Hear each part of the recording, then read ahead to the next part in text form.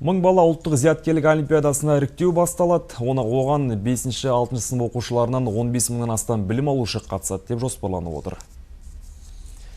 Соңғы 2 жылда олимпиадаға 230 ауыл мектебінен 27 мыңнан астам оқушы қатысып, 174 бала байқау жеңімпазы атанған. Ал 50 бала еліміздегі білім инновация лицейлері және дарынды балаларға арналған мектептерде оқуға мүмкіндік алды.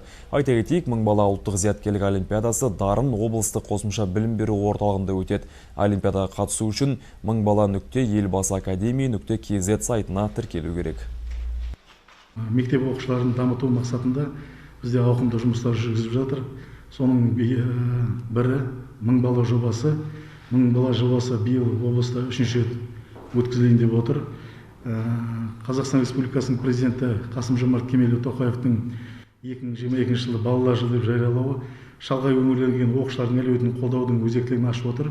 Сондықтан бұл жобалар оқушылардың, оның ішінде шалғай елді мекендердегі балалардың жаңа қырынан көрсетуге мол мүмкіндік береді деп есептейміз. Бұл тестілеуді әр бала өз мүмкіндігіне қарай мектептегі компьютерлік сыныпта, болмаса үйінде телефон арқылы, смартфон, планшет арқылы өздері кіріп тест тапсыру жұмыстарын жүргізе алады. Олимпиаданың екінші кезеңі бұл 27-29 сәуір аралығында өткізіледі деп отырмыз. Олимпиаданың екінші кезеңі Юстади базаларында ұйымдастырылып өткізеді. Олар Қазалы ауданы, Жаңақорған ауданы және Қызылорда қаласындағы Юстади базаларында ұйымдастырылады. Балалардың келу, кетуі, қауіпсіздігі, сонымен қатар тамақтану, тасымалдау барлығы тегін түрде ұйымдастырылатын болады. Мен қатар өңірімізде қабілет жобасы іске қосылды.